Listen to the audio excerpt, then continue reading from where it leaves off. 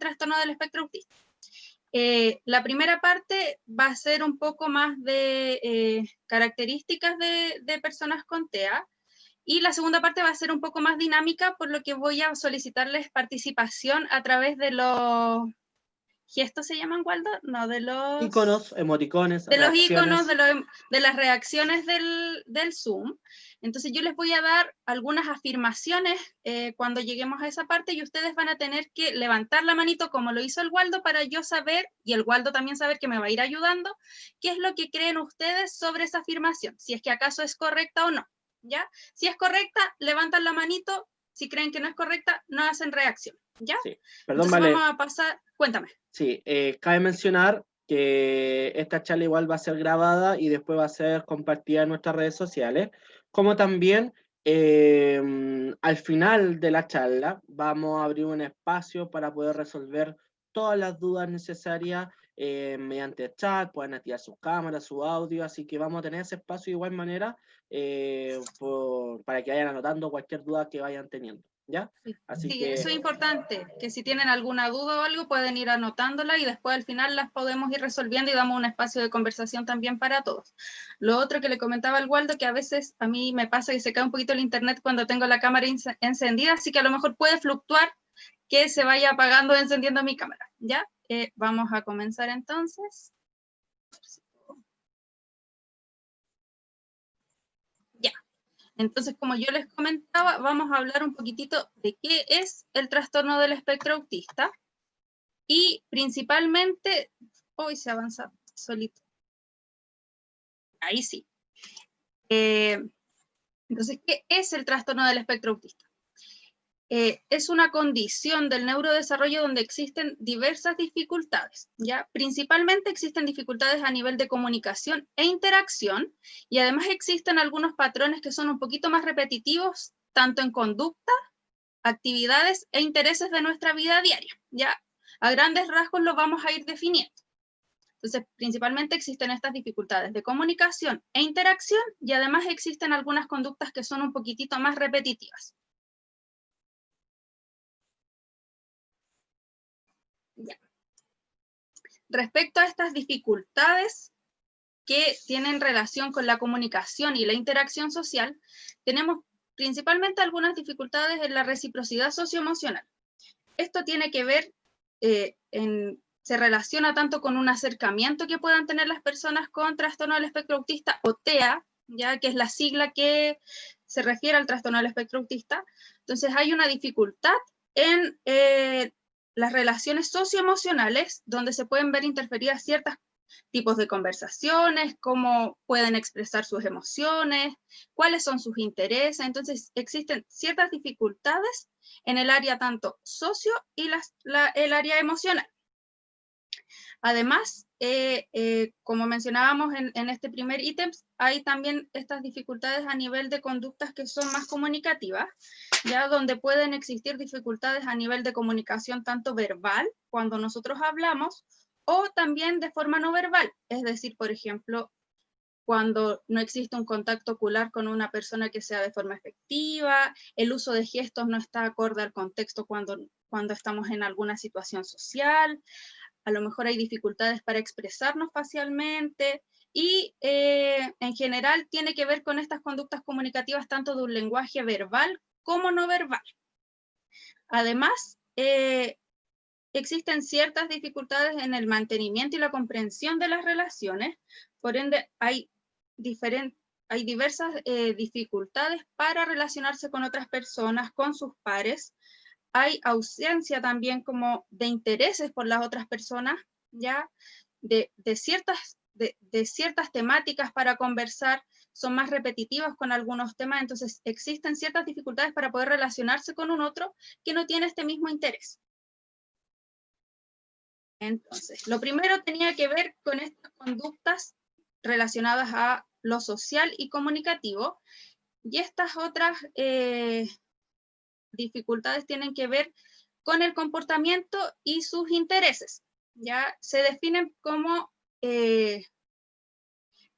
tienen que existir a lo menos 2 de estos puntos para que se pueda realizar un diagnóstico del trastorno del espectro autista. Ya entre ellos está que existan movimientos estereotipados o repetitivos, esa es la definición, que sea repetitivo algún movimiento tanto de su cuerpo como de objetos o también de su habla, ¿ya? Esto puede ser, por ejemplo, cuando los niños alinean juguetes, repiten algunas frases que han visto en la televisión, repiten las frases que nosotros les indicamos, por ejemplo, al momento del saludo ellos repiten lo mismo, ya esto se llama ecolalia cuando repiten de la misma forma como nosotros les indicamos.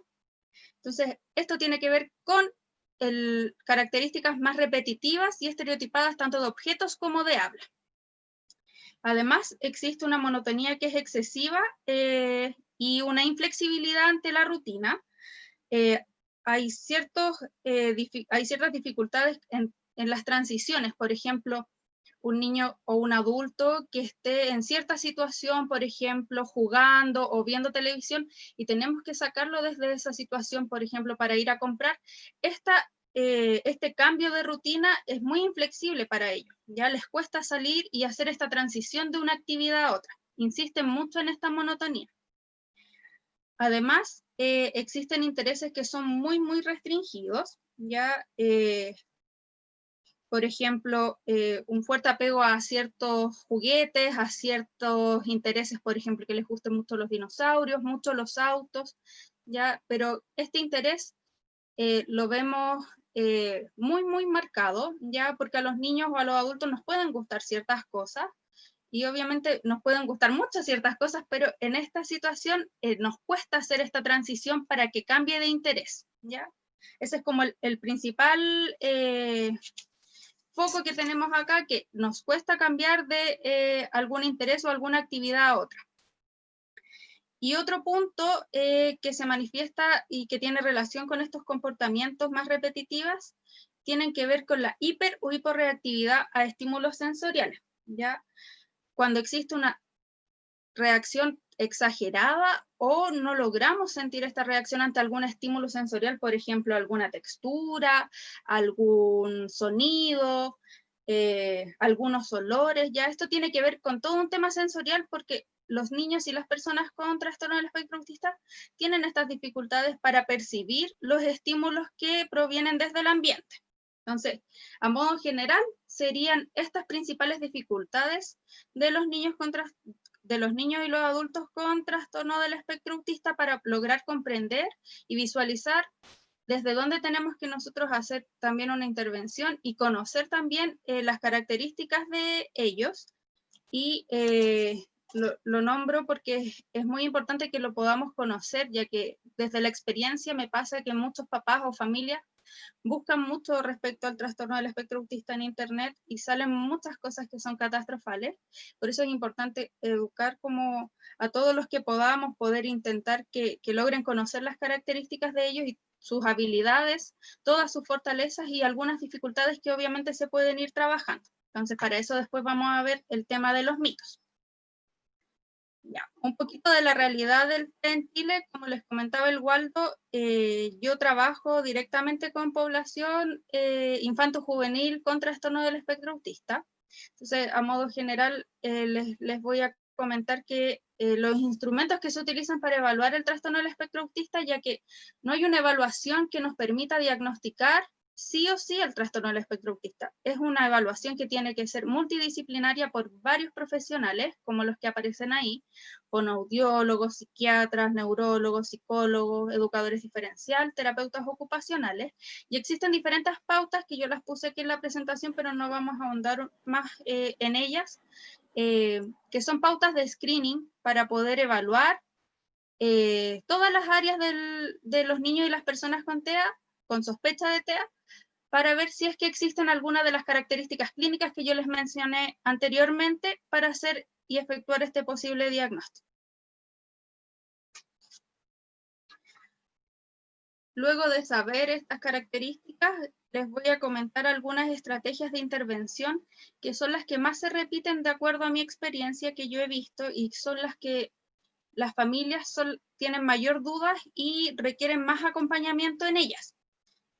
De igual forma, las estrategias que yo les voy a brindar acá son a modo muy general, ¿ya? Porque para esto es importante, como les mencionaba, que exista un trabajo multidisciplinario con los profesionales de algún equipo y también con la familia. Ya eso es lo importante para que se pueda generar un plan de acción en conjunto tanto con la familia y con el equipo tratante por el bienestar del niño o el adulto. Entonces vamos a ver algunas estrategias. Como les comentaba anteriormente, existen estas dificultades en la comunicación, entonces es importante que podamos utilizar un lenguaje que sea claro y directo, ya con frases cortas, que sean simples, utilizar expresiones faciales, intentar que el niño o la persona vaya comprendiendo de a poco cómo nos estamos comunicando con ellos, intentar hablar con voz tranquila, mantener la calma, ¿ya? Es importante que cuando son niños más chiquititos y esperamos que el hito del habla se logre, que se escucha ahí sí, es importante no obligar a los niños en esta etapa preescolar a que utilicen el lenguaje oral porque es algo que se va a ir dando con el tiempo y no todos los niños tienen un hito del desarrollo a cierta edad, ¿ya? Es importante también que al momento de trabajar la comunicación, como yo les mencionaba, que el lenguaje sea súper claro y directo, súper concreto lo que queramos comunicar, sin darnos tantas vueltas al momento de comunicar o expresar alguna situación o dar alguna indicación, alguna instrucción. Ya de a poquitito hay que ir indicando y utilizando el lenguaje más claro posible.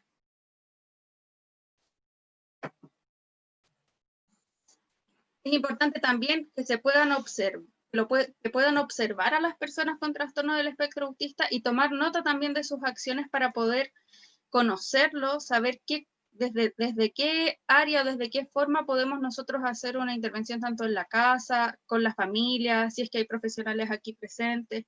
Es importante siempre observarlo, conocer a las personas para poder realizar un proceso terapéutico con ellos, ya que todos los niños, personas con o sin trastorno del espectro autista, todos somos diferentes, todos somos diversos, entonces es importante que podamos conocernos para saber qué es lo más adecuado para cada uno.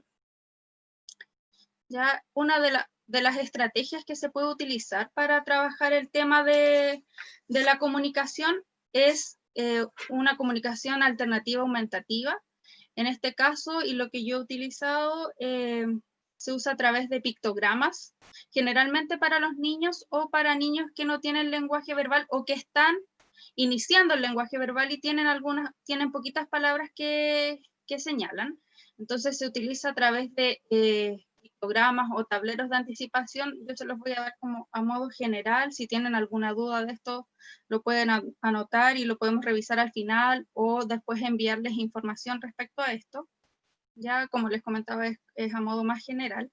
Entonces, la comunicación alternativa aumentativa se comprueba que aumenta la producción de una comunicación que sea más funcional y en ningún momento va a retroceder esta adquisición de la palabra, ¿ya? Porque eso se puede creer que al utilizar imágenes para poder comunicarnos, el lenguaje oral se puede ver interferido y retroceder, ¿ya? Pero hay estudios que demuestran que eso no sucede.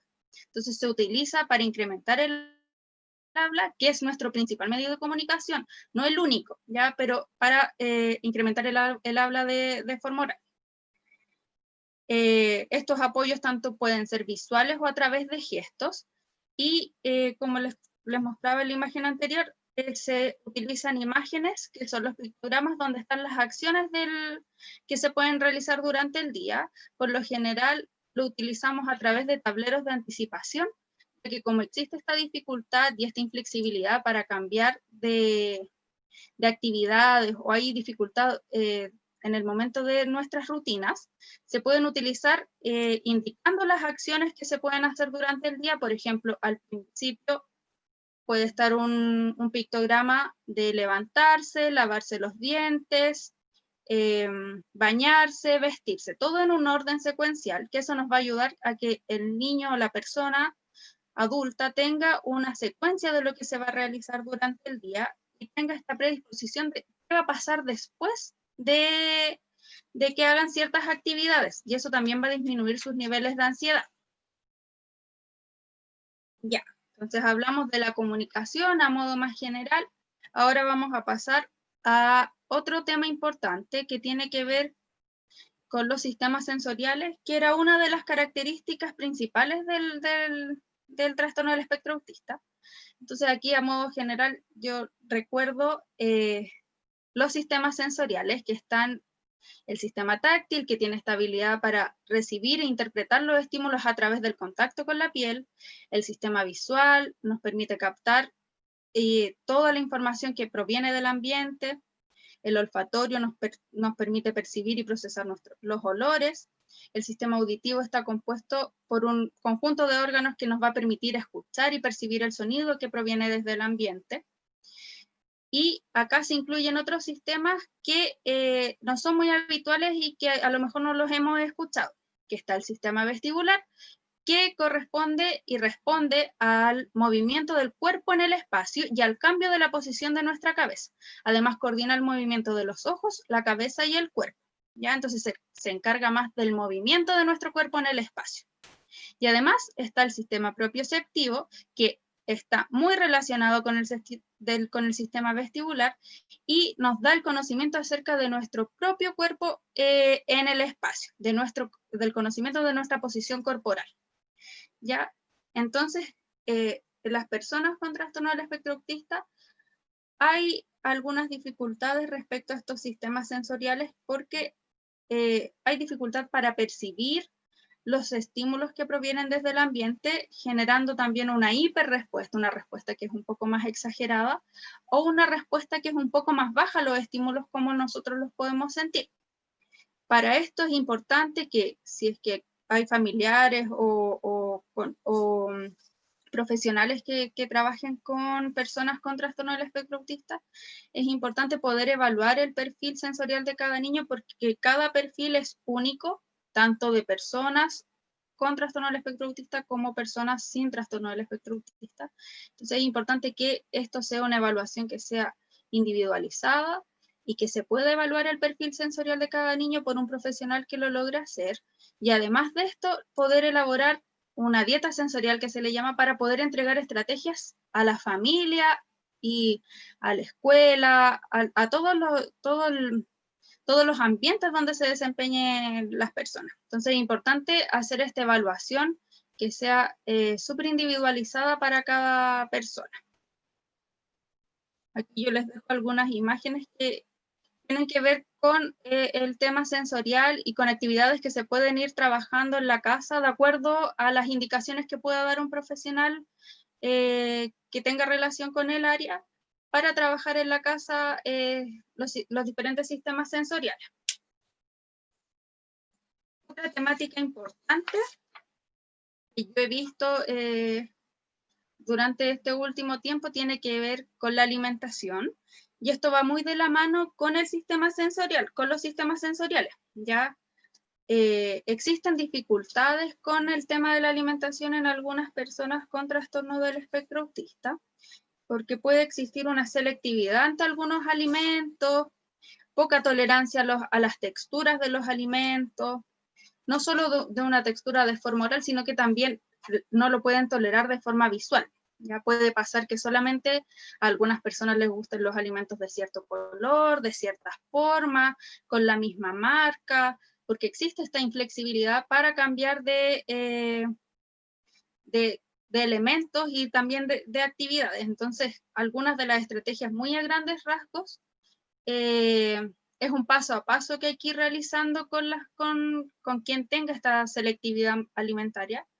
Entonces, lo primero que hay que hacer es que la persona o el niño logre tolerar los estímulos y los alimentos de una forma visual. Primero, que los logre ver en la mesa, que logre ver las ensaladas, que logre ver las frutas, todos los alimentos, los cubiertos, los vasos, todo que lo logre tolerar primero de forma visual. Aún no debe tocar nada con sus manitos ni con su boca. Entonces, primero, tolerar estos alimentos de forma visual.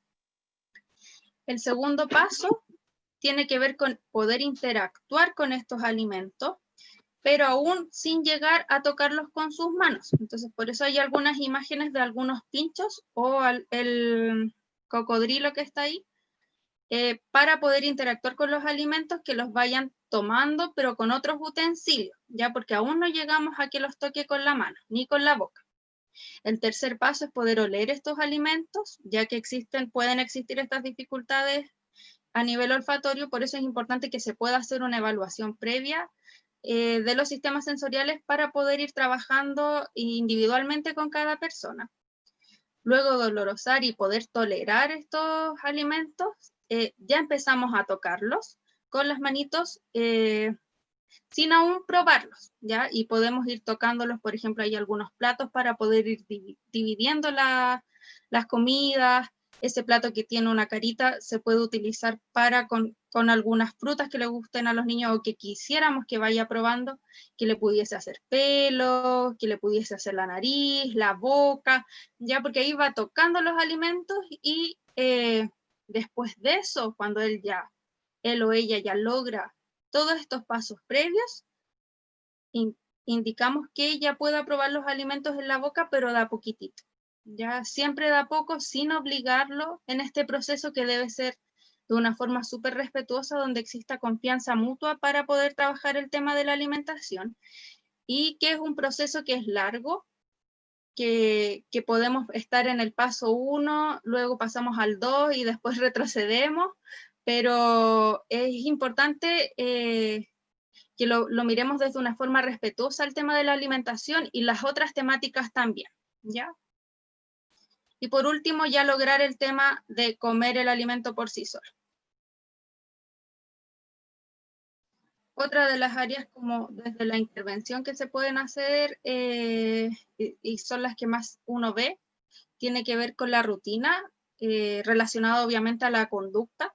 Es importante que exista una rutina que sea clara y conocida, ya un tiempo para estar en la sala de clases, para salir al recreo. Bueno, ahora en esta instancia se nos hace un poco más complicado con la pandemia, pero por ejemplo si están en la casa, que puedan mantener una rutina para levantarse, para bañarse, para comer, un tiempo de juego. Si es que van a utilizar algún artefacto tecnológico, que sea con tiempo y que sea con un tiempo que sea establecido, porque después va a costar mucho que el niño o la persona quiera cambiar de actividad por esta dificultad, para cambiar de actividad por esta poca flexibilidad ante ciertas situaciones. Una de las estrategias muy utilizadas es poder marcar algún reloj con tapa transparente, ir marcando las horas durante el día e ir borrándolas a medida que va pasando el tiempo y el tiempo que vamos utilizando en cierta actividad. Poner alarmas en teléfono, poner las alarmas de los relojes de cocina, todo eso va a servir para que la persona o el niño sepa que cuando suene este artefacto, tenemos que cambiar de actividad, y obviamente esto también lo podemos complementar con un tablero de anticipación para que sepa qué es lo que viene después, y así disminuimos estos niveles de ansiedad. Otro tips como en relación a la conducta es poder establecer nuestros límites, que sean claros, que sean conocidos y predecibles. Y esto también tiene que ver con los límites que también podamos encontrar a nivel como ambiental, ya como respecto a los materiales que nosotros podamos tener en la casa, los artefactos que tengamos en el hogar. Va a delimitar ciertas actividades que vayan realizando durante el día.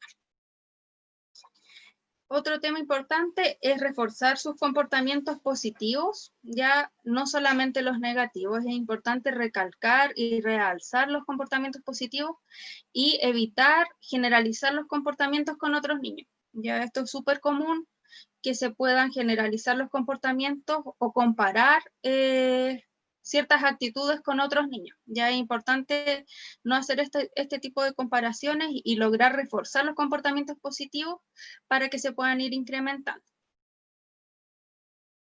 Y otro tema importante, como desde la intervención que yo al menos he visto desde terapia ocupacional, tiene que ver con el control de esfínter, que es un proceso biológico que aquí es importante que también sea desde una mirada respetuosa, con un enfoque de derechos también para los niños, porque es un proceso que es biológico, que no lo podemos adelantar, no lo podemos apresurar y no podemos obligar a los niños a ir al baño. ¿Ya? Entonces, este proceso, si lo queremos trabajar y queremos hacer el proceso de transición de que el niño logre ir al baño, es importante que puedan ser asesorados por algún profesional que los pueda orientar con ciertas estrategias para ir trabajando, porque además es importante conocer al niño, que conozcan las habilidades que van teniendo, cuáles son los hitos que van logrando, si ya avisa, si ya le molesta el uso de pañal, si se siente incómodo o no. Entonces, todas esas cosas es importante que se puedan ir asesorando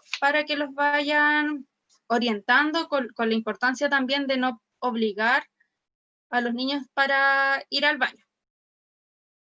Entonces, esto fue como la parte un poquito más relacionada con la intervención y con las características de las personas con trastorno del espectro autista. Y ahora vamos a pasar a la segunda parte que tiene que ver con los mitos y realidades.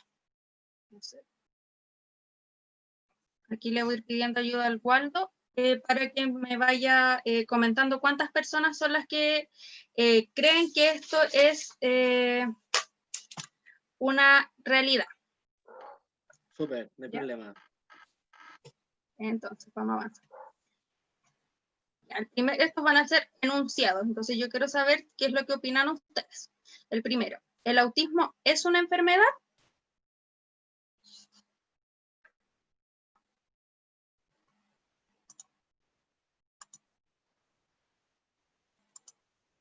Yo voy leyendo el chat. Pueden ir comentando el chat o haciendo reacción a algunos, ¿cierto? Sí, yo voy leyendo el chat también.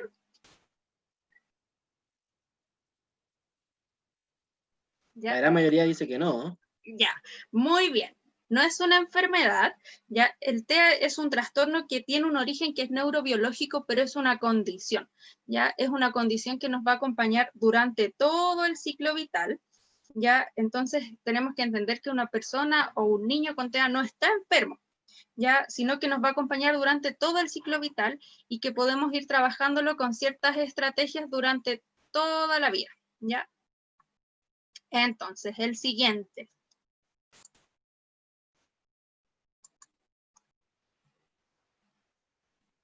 ¿El autismo se puede curar?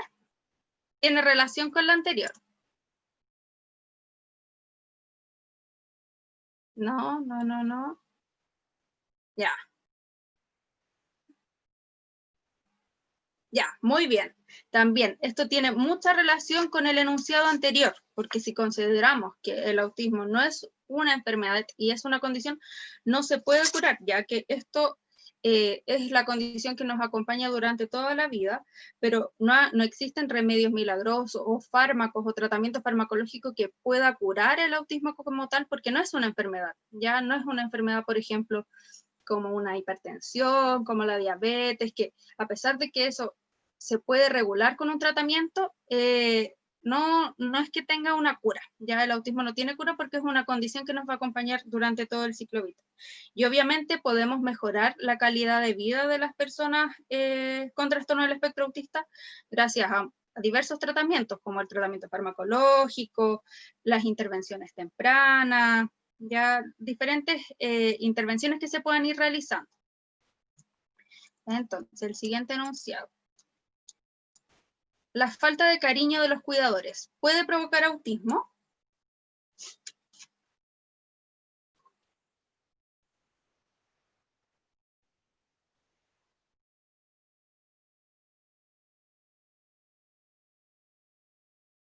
Ya, no. Muy bien. Ya esto no tiene relación con una falta de cariño. A pesar de que no existe una causa aún determinada y única para el trastorno del espectro autista, uno puede buscar en internet cuando uno recién comienza a indagar sobre esta temática. Hay muchos artículos que hablan sobre esta falta de cariño por parte de los cuidadores y relacionadas con el apego con las personas con trastorno del espectro autista, ¿ya? Y no tiene relación con una falta de cariño por parte de los cuidadores. Ya eso hay que dejarlo bien en claro y que también se relaciona y desde lo que yo he visto con un poco el sentido de culpa de algunos familiares de las personas con trastorno del espectro autista, porque lo tienden a relacionar con esta falta de cariño o cuestionarse que a lo mejor no le di el cariño suficiente a mi hijo durante todo este proceso. Y obviamente estas situaciones pueden aparecer en internet cuando uno está recién en proceso de la confirmación de un diagnóstico. Puede aparecer que las personas podamos buscar esto en internet y nos pueda aparecer. Por eso es importante derribar este mito que la falta de cariño de los cuidadores no puede provocar autismo. ¿Ya? La siguiente. ¿Las vacunas pueden causar autismo? A ver. Los leo.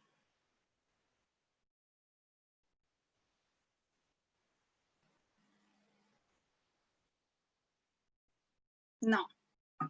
Ya, muy bien.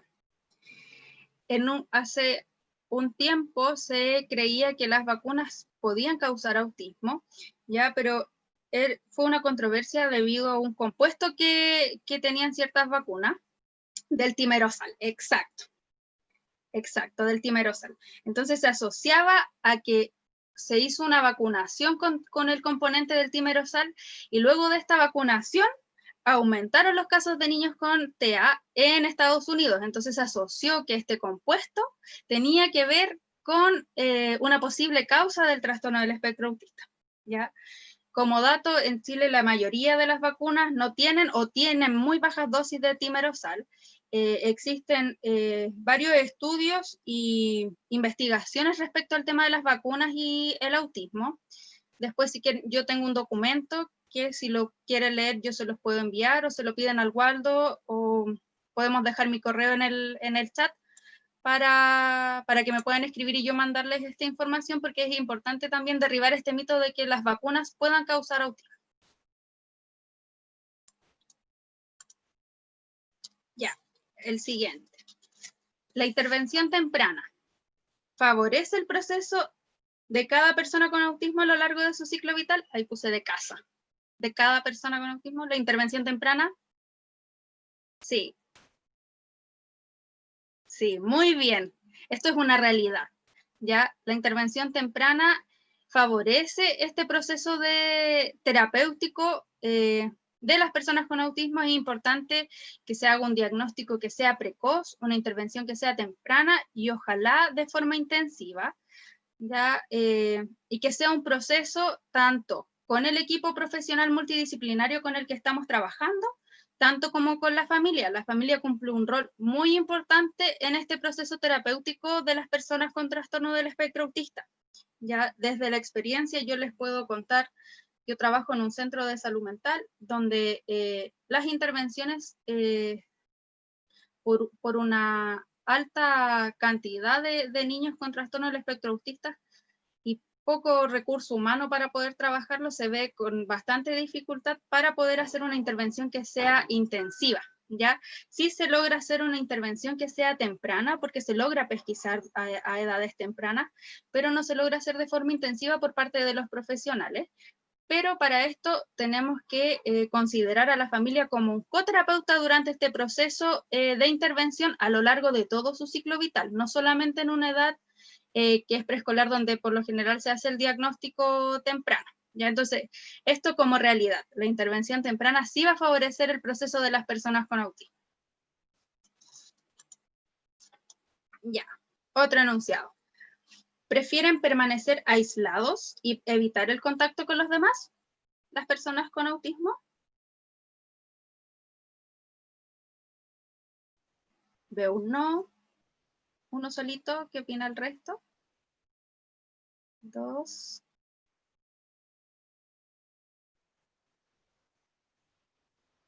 Exacto, Camila. No es que ellos prefieran permanecer aislados y evitar el contacto con los demás. es que existen algunas dificultades para poder relacionarse, como yo les comentaba, existen ciertas dificultades a nivel de comunicación y desde el área social, porque ellos sí tienen interés para relacionarse con las demás personas, solo que existen estas dificultades para poder relacionarse en ciertas situaciones sociales. Además, esto se puede ver interferido también con el tema más sensorial, que algunos estímulos sensoriales le provoquen algún cierto rechazo, entonces no vamos a querer interactuar con más personas, pero no es porque es más porque les cuesta, no saben cómo realizarlo, y de eso se trata también la intervención, que nosotros podamos entregar ciertas estrategias para que lo puedan realizar de forma independiente y que puedan adquirir estas habilidades de comunicación y habilidades sociales. El siguiente. Ya, las personas con trastorno del espectro autista no se comunican.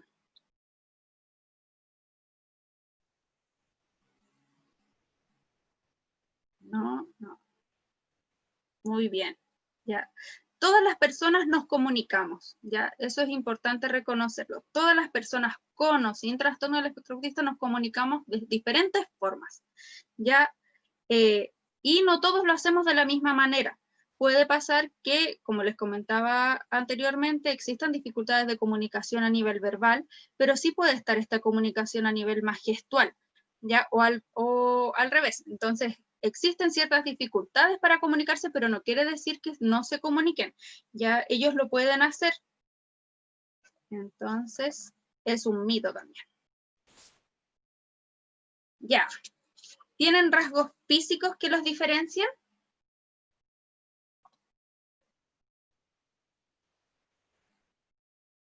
Camila dice que no, Sensi Kids no.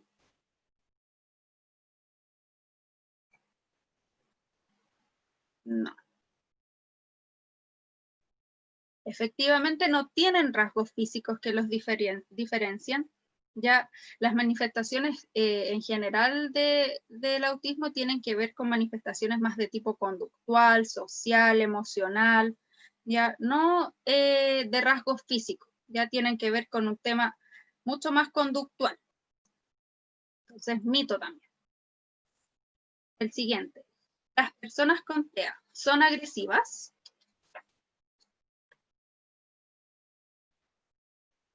No.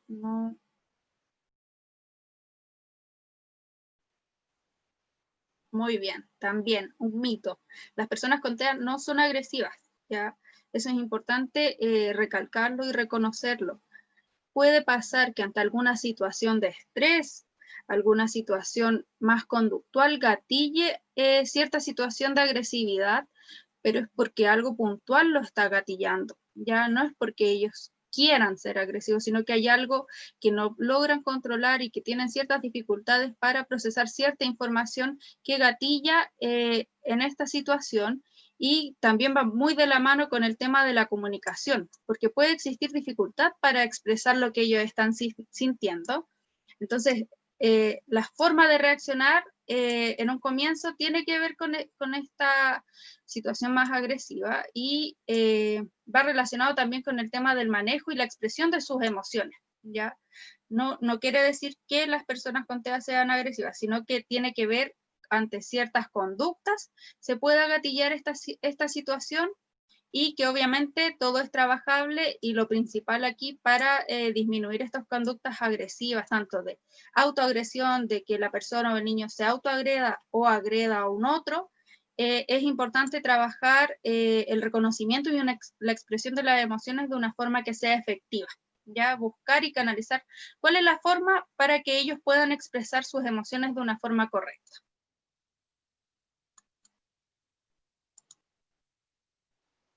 Ya. El trastorno del espectro autista, ¿es hereditario?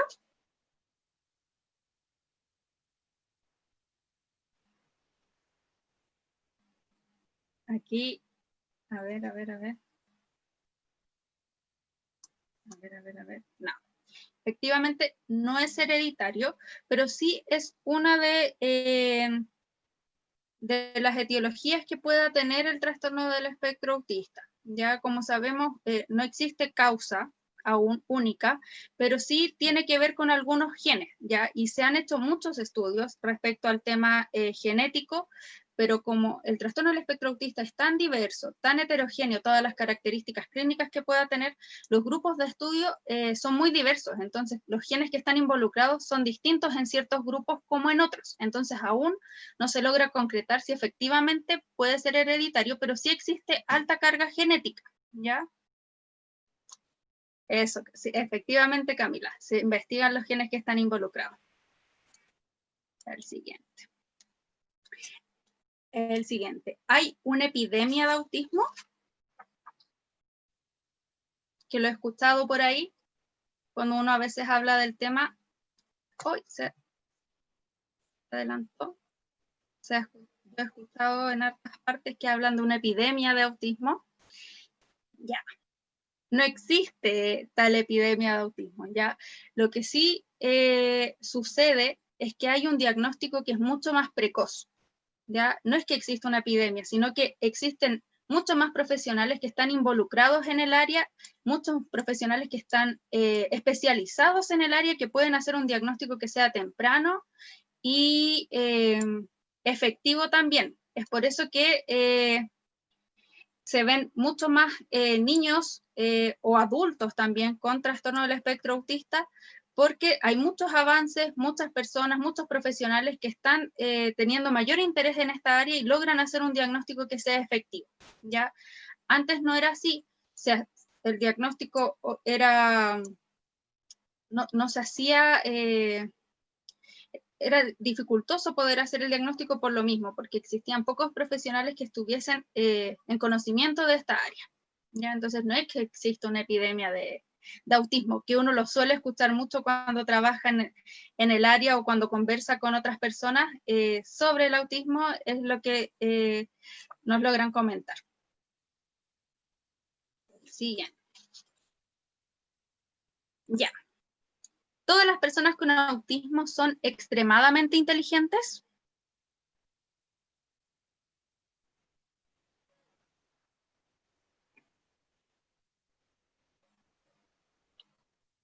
Aquí hablamos del coeficiente intelectual, de que sea superior a la media. Ya, efectivamente. Ya, esto se da mucho por un estereotipo también como que adquirimos desde las películas, desde las series, con esta idea de que la mayoría de las personas con espectro autista tienen que ver con un coeficiente intelectual que es mucho más alto que el de la media, ¿ya? Como sinónimo de persona genio, ¿ya? Entonces es importante reconocer que sí hay personas que tienen el coeficiente intelectual sobre lo estándar, que puede ser 1 de cada 10, pero no que todas las personas con autismo tengan este coeficiente intelectual más alto, ¿ya? Obviamente todas las personas tienen muchas habilidades y muchas fortalezas, pero aquí estábamos hablando del coeficiente intelectual como tal. Entonces, 1 de cada 10 puede salir sobre lo estándar respecto a su inteligencia, ¿ya? Entonces, ahí el enunciado dice todas. Entonces lo dejamos como mito. Ya, el siguiente. Las personas con autismo pueden desarrollar habilidades que le permitan desarrollarse en ambientes cotidianos como escuela, trabajo, formar familia, etc.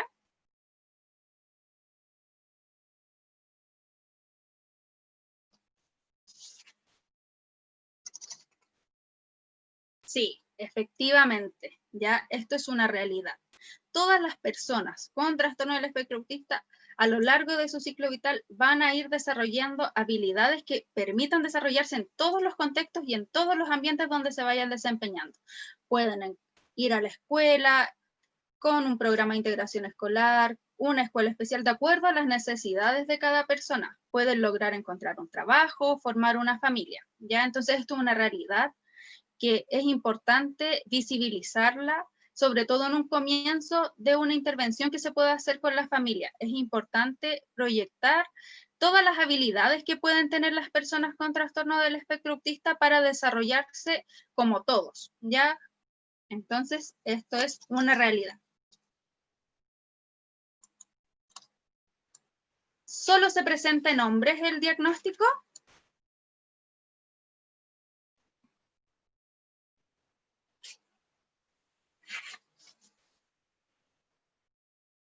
No, efectivamente.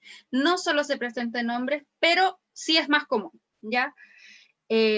Las proporciones se hablan que es mucho más común, casi en un 4%, se da un 4% de veces más en hombres que en mujeres, y en el último tiempo sí ha aumentado el diagnóstico en niñas, en mujeres, sobre todo en mujeres en edad adulta, ¿ya? Y esto tiene que ver porque las mujeres y las niñas presentan mayores habilidades sociales, entonces también tiene que ver con se relaciona con los profesionales que se interesan por esta área, ¿ya? Entonces, en el último tiempo sí se han hecho más diagnósticos a mujeres y niñas, pero es más común en hombres. No es solo que se presenten en hombres, solo que es más común en ellos. Y sí. Lo último, solo se presenta en la infancia. ¿Qué me dicen por acá? No, Sensikit no. Juan Valverde.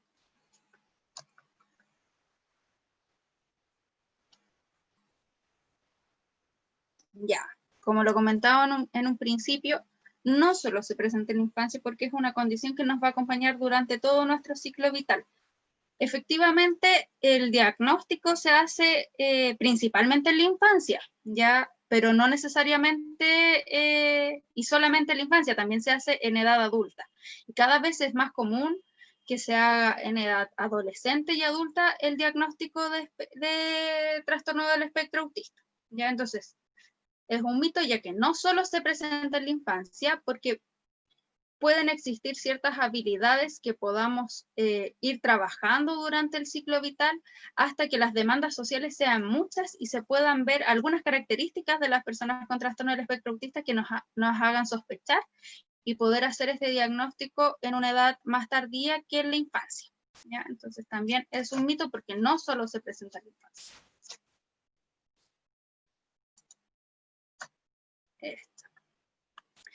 El trastorno del espectro autista lleva asociado una discapacidad intelectual, tiene relación con el enunciado que vimos hace unos minutos.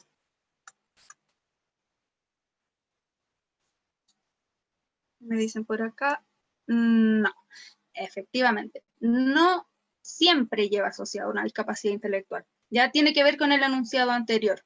En algunos casos puede llevar asociado una discapacidad intelectual u otra comorbilidad, no necesariamente la discapacidad intelectual, puede estar asociada a una epilepsia, un trastorno conductual, ya no solamente esta discapacidad intelectual, pero no es que siempre la lleve asociada, ya por eso es importante que todo el proceso de evaluación sea de forma precoz, que puedan hacer este proceso de evaluación en todas sus áreas para poder determinar si es que existe alguna discapacidad intelectual, para poder ir trabajando y ir desarrollando herramientas también para las personas con trastorno del espectro autista. Creo que ese era el último mito. A ver, vamos a... Sí, ese era el último. Ese era el último. Voy a volver a la primera diapositiva.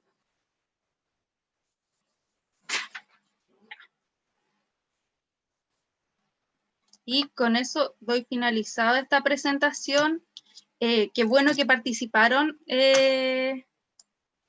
durante la presentación. Es importante que podamos ir reconociendo estas características y estos mitos que podemos ir viendo y que se puedan ir visualizando en nuestra cotidianidad. Ya siempre vamos a ir viendo que algunas personas puedan decir estos enunciados que yo les presenté, y es importante lograr empoderar a la comunidad. Ay, no me puedo ver, se quedó pegadito. Ahí sí, que puedan empoderar a la comunidad sobre el espectro autista. Es importante que puedan conocer las características, las habilidades, todas sus fortalezas, y poder empoderar a la comunidad sobre lo que vimos recién.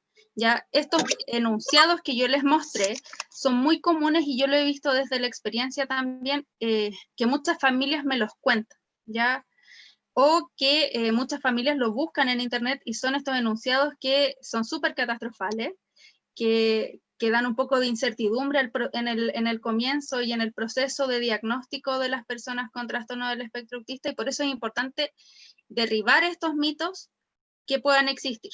Ya, no sé si tienen alguna duda, se da el espacio de preguntas, Muchas consultas. gracias, Vale, por tu presentación. Sin duda nos queda mucho más claro un poco sobre estos mitos y realidades que se da mucho en nuestro contexto, en nuestra cultura, ya por falta a lo mejor de prueba, por falta de difusión, de educación, y es por eso que tratamos de propiciar estos espacios para que se pueda educar y promover, porque no todos tenemos acceso a esto.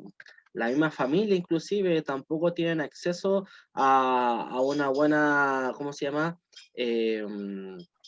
Educación, formación y tratamiento, porque si no el sistema privado, en el público cuesta acceder a un terapeuta ocupacional, a un psicólogo, a un neurólogo, ¿cierto? O profesionales que tengan la certificación de estas pruebas estandarizadas, certificadas para poder diagnosticar, ¿cierto? Estos trastornos es súper complejo, súper difícil, entonces, de verdad, muchas gracias por esta instancia. Ahora abrimos el espacio para si alguien tiene preguntas en el chat, pueden activar su micrófono también. Ahí están viendo el correo también. Lo voy a escribir al micrófono. Sí. Pueden hacer preguntas, activar su micrófono si tienen alguna duda. Acá hay una pregunta, ¿vale? De Juan. ¿Cómo se puede trabajar la conducta retentiva?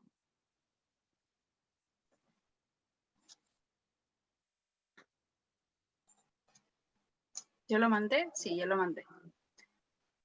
¿Qué se refiere con conducta retentiva? Sí. ¿A qué tipo de conducta, Juan? Para poder hacerlo un poquito más personalizado. Si quiere me puede hablar, activar el micrófono.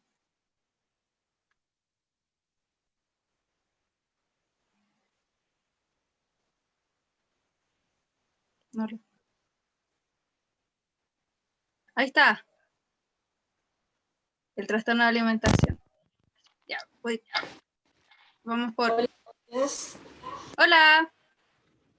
Bueno, mi nombre es Sandra, Juan es mi esposo. Hola, Sandra.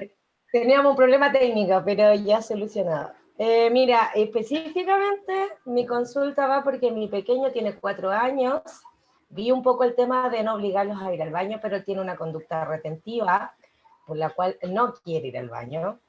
Está próximo a entrar al colegio y nada, pues no ha recibido, como dijo Waldo anteriormente, no ha recibido ningún apoyo con respecto a cómo podemos trabajar nosotros esa conducta, porque definitivamente le tiene un pánico eterno al baño.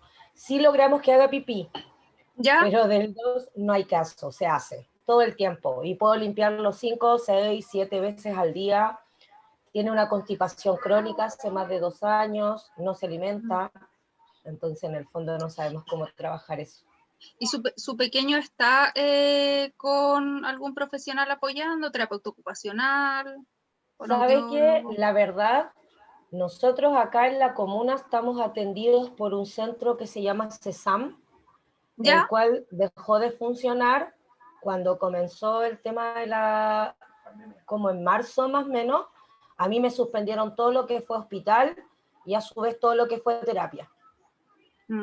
Sí, eso suele pasar. Yo trabajo en un centro de salud mental y efectivamente las atenciones presenciales yo también trabajo en servicio público, entonces todas las indicaciones desde Dirección de Salud lo que hacen es evitar las atenciones presenciales, sobre todo a niños menores de 10 años, y los ingresos también quedan en pausa. Entonces, como el Waldo también comentaba, tiene que ver con un tema de políticas públicas, y ahora con el tema de la pandemia, que se ven retrasadas ciertas atenciones, Y es importante que pueda ser asesorada también por un profesional, porque obviamente aquí estamos en una instancia que es más grupal, pero obviamente yo la puedo orientar. Es importante que pueda reconocer si es que su hijo se toca, se palpa cuando está hecho, le molesta, le incomoda, o aún nada, aún no da señales de que esté incómodo cuando... Hace muy poquito comenzó, un par de días, una semana, que te Ya, dice, estoy sucio, límpiame. Pero nada ya, más que eso. ya, o sea, ya está iniciando y está sintiendo esta molestia cuando está sucio el pañal. ¿Anda por ahí? Claro, claro, me dice que lo Sí. limpie porque está cochino, porque está hediondo. Exacto. Claro, lo primero es que logre avisar y que se logre sentir incómoda ante estas situaciones para poder nosotros brindar este apoyo. Alguna de las estrategias que yo le podría sugerir, no sé si ha probado con los pictogramas y secuencias de anticipación. ¿Sabe que eso lo escuché? Bueno, ahora, y ¿Ya? lo escuché hace muy poquito atrás con una psicóloga que a mí me acaba de citar, de ¿Ya? hecho, la semana antes pasada.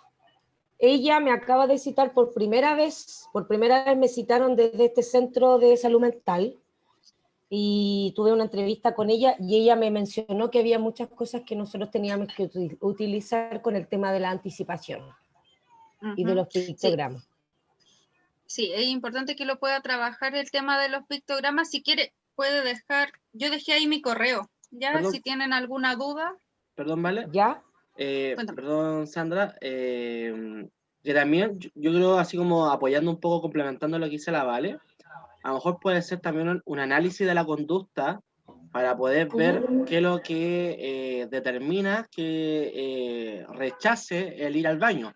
Puede ser, por ejemplo, que a lo mejor el tirar la cadena, ese sonido a él le da miedo, puede ser. O la taza del baño muy Exacto. grande y el cuerpo muy pequeño. ¿O tuvo O, algún evento también en el baño que pudo producir temor? Yo desde la Sí, experiencia he visto que muchos niños, por ejemplo, han sido a veces forzados a ir al baño o sentarse en el baño y lo toman también como una experiencia que es traumática. Entonces, al ser un poco más inflexibles, no van a querer realizarlo nuevamente. sí, la verdad sí tuve eventos, pero todo empezó primero por la alimentación en el jardín, porque en el Mm, jardín nunca creyeron el trabajo que nosotros estábamos haciendo con Tomás. Entonces a nosotros nos catalogaron de que éramos unos papás sobreprotectores. Nunca tomaron en cuenta ninguno de los documentos que se le envió, de los trabajos y todo. Y eso generó que él empezó a dejar de alimentarse, ya no tomaba agua, no comía, empezó con esta constipación y era tanto su dolor que ya no... Bueno, aparte en el jardín, como no me creyeron, obviamente a él lo hicieron ingresar a la etapa de dejar los pañales junto con sus compañeros. mm. Entonces en Sí, realidad iba como obligado. sí, eso también hay, como dice Mari Carmen, que es importante trabajar a la par, sobre todo en una edad tan pequeñita con los educadores y con el jardín, ya porque se tiende a adelantar este proceso que, como bien sabemos, Sí, es biológico y no tenemos que adelantarlo porque cada niño con o sin trastorno del espectro autista tiene hitos del desarrollo que son totalmente distintos el uno con el otro. Ya, entonces es importante que uno lo pueda reconocer, evidenciar y poder transmitirle también esta información a los educadores de los jardines. Eso, yo creo que ese es un trabajo que queda para largo sí, para poder ir sí, trabajándolo con los jardines, sí, pero se puede lograr, ¿ya? mucho. Pero es importante que se mucho. pueda trabajar en conjunto. Eso, yo creo que una de las labores que nosotros tenemos es poder ir trabajándolo en conjunto con ellos y ir Sabe apoyándolos que en este proceso. yo creo que igual va un poco en la disponibilidad que tengan las tías con los niños también, Sí.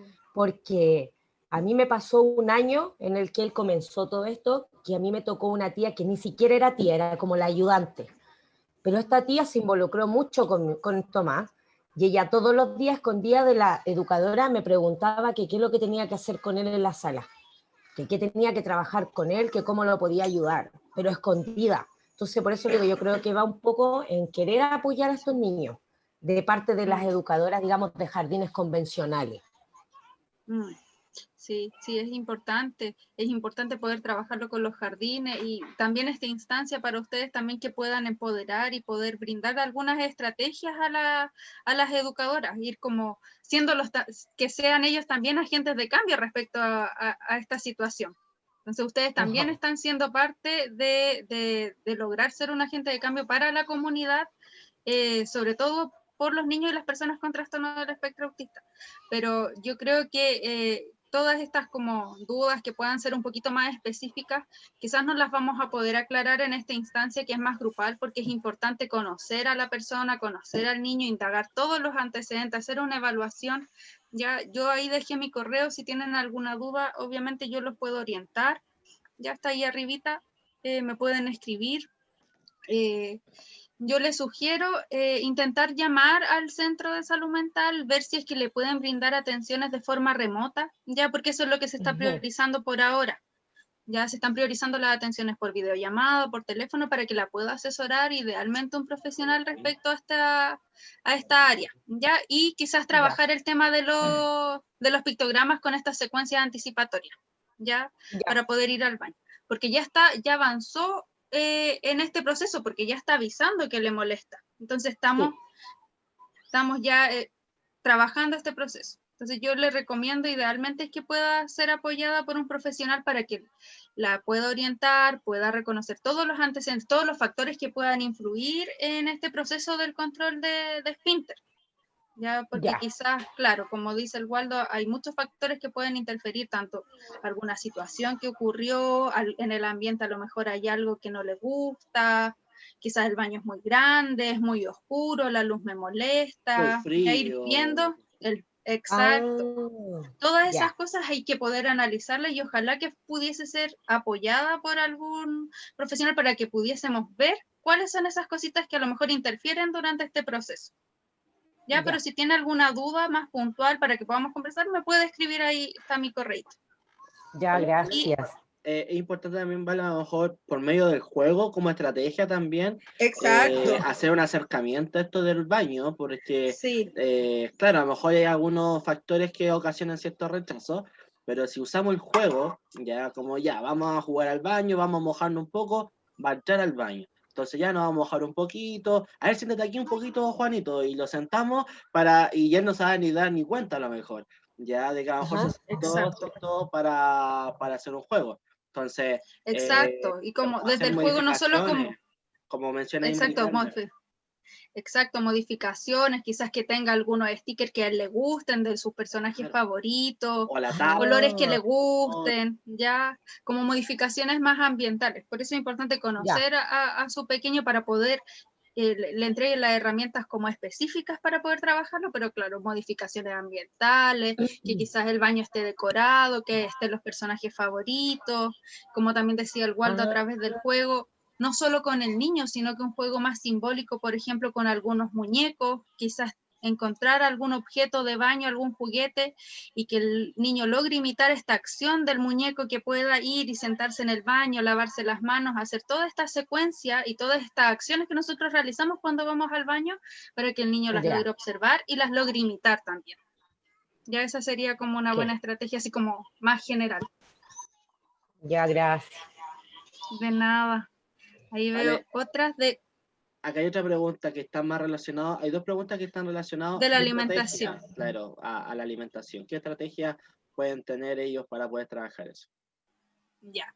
Aquí también, como yo les comentaba, a grandes rasgos tiene que ver con qué dificultades hay en el proceso de alimentación, y lo más común es que exista una selectividad ante ciertos alimentos y no los quieran probar.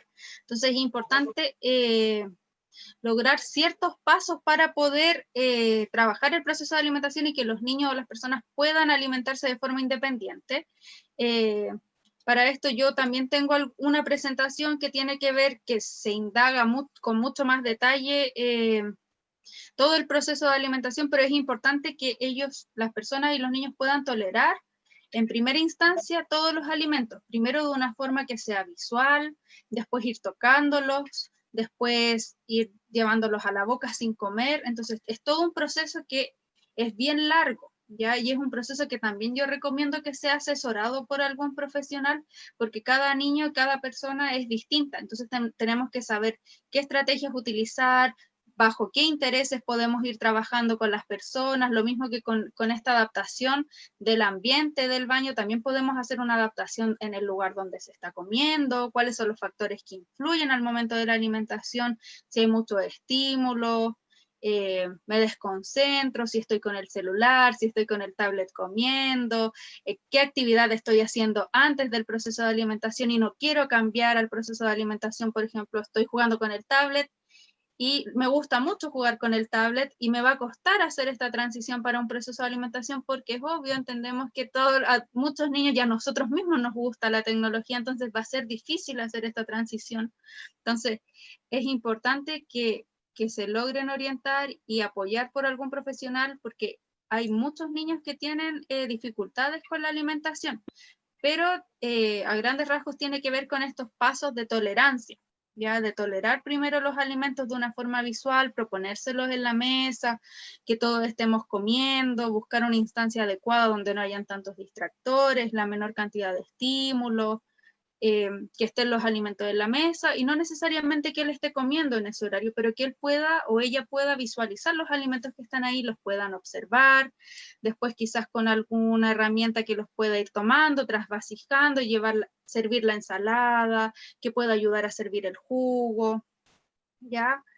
Y después de eso poder ir tomándolos con nuestras manos y poder llevarlos a la boca, pero sí este es un proceso que conlleva harto tiempo, ¿ya? Y hay que tener harta paciencia para poder trabajar el tema de la alimentación. Oye, Ojalá, como yo les digo, que se pueda hacer asesorado por algún profesional que trabaje con la alimentación, idealmente terapeuta ocupacional, también los fonoaudiólogos tienen que ver con esta área más oral motora, que pueden haber ciertas dificultades a nivel oral, entonces es importante que se puedan asesorar. Valentina, Claro, con fono. también Uh puede -huh. ser que tener también mucho cuidado con las conductas repetitivas de los adultos también, porque los adultos muchas veces hacemos, oh, no me gusta esta cuestión, no me gusta, y a veces son conductas que imitan también los niños y jóvenes, ¿cierto? Y ahí empiezas con los rechazos de alguna alimentación también, que hay que tener Exacto, como desde la imitación también, que van imitando estos patrones conductuales de los adultos. Exactamente. Exacto, exacto. Oye, no sé si hay más preguntas por acá, a ver, yo creo que la última pregunta. Exacto, de hacerlo en conjunto con la familia, eso es importante. Hacer trabajar el tema de la alimentación que sea en conjunto con la familia. Entonces, todo este proceso, estos pasos para trabajar la alimentación, es importante que la familia pueda estar involucrada, y no solo en el proceso de alimentación, sino que en todo este proceso terapéutico de las personas, de los niños. Muchas gracias, Vale. Bueno, en honor al tiempo, si hay más preguntas, el correo está disponible en el chat de la Valentina. Exacto, sí. Le puede escribir, si bueno, las Sí, casadas no hay problema. correo, me pueden escribir a mí también, que están en el afiche, para poder resolver más dudas que hayan, o algún Exacto. documento, manual que ustedes necesiten, o conocer de Sí, algún centro, derivaciones. me Vale. pueden escribir, sí. No hay problema en eso, pueden escribirme. Para mandar el documento ese de las vacunas, si tienen alguna duda, ya, así que me pueden escribir. Sí, y bueno, espero que le haya gustado esta charla, este espacio, ¿cierto? Porque hay que dejar claro que el autismo, ¿cierto? Es una forma de estar en la vida, no es una enfermedad, como mencionamos al principio, por lo tanto no hay que curarla, sino que hay que ver cómo nosotros nos adaptamos, le entregamos herramientas para que se manejen en una sociedad que es muy diferente a como ellos pueden percibirlo. Todos tenemos diferentes formas de percibir nuestra sociedad y es por eso que tenemos esta diversidad. Somos todos diferentes, ¿cierto? Tenemos todas formas de comprender también las cosas. Entonces, nosotros, el rol nuestro como agentes del cambio es cómo nosotros entregamos esa herramienta, cómo nosotros educamos al de al lado, ¿cierto? De eliminar estos prejuicios, estos estigmas, estas barreras sociales que también existen, y no solamente en eso, sino como también nosotros podemos también levantar la voz por mejores políticas públicas, ya, porque el educar no basta solamente eso, también tienen que haber políticas públicas que también nos protejan, que protejan a todas las personas, ¿cierto? A cada uno de nosotros en los diferentes ámbitos, para las familias, para los niños, para los jóvenes, para todos los adultos. Así que, Exacto. Valentina, te doy las gracias nuevamente por este espacio, ¿cierto? Por esta oportunidad. De verdad, muy interesante, muy dinámica, también por la disposición de resolver todas las preguntas, ¿cierto? De disponer también tu correo para poder seguir recibiendo dudas. De verdad, muy, muy agradecido a nombre de toda la fundación, a nombre de todas las personas que están acá y de las que no pudieron estar, que tenían muchas ganas de asistir, pero por diversas cosas uno no puede estar. Hay mucha gente que da las gracias, De nada. también. Gracias por presentarlo de una forma entretenida, ¿cierto? Que se entendió. Así que muchas, muchas, muchas gracias. En las redes sociales se va a encontrar este video por si los quieren ver y compartir además. Así que un abrazo gigante. Se vienen más sorpresas, más charla aún. Un abrazo gigante para todos y todas. Gracias. Muchas gracias también a todos por participar. Gracias al Waldo nuevamente por la invitación. Así que eso, queda mi correo ahí si tienen alguna duda que sea un poquito más específica para poder resolver. Que estén muy bien.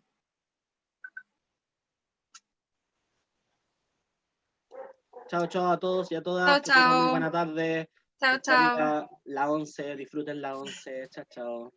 Chao, chao.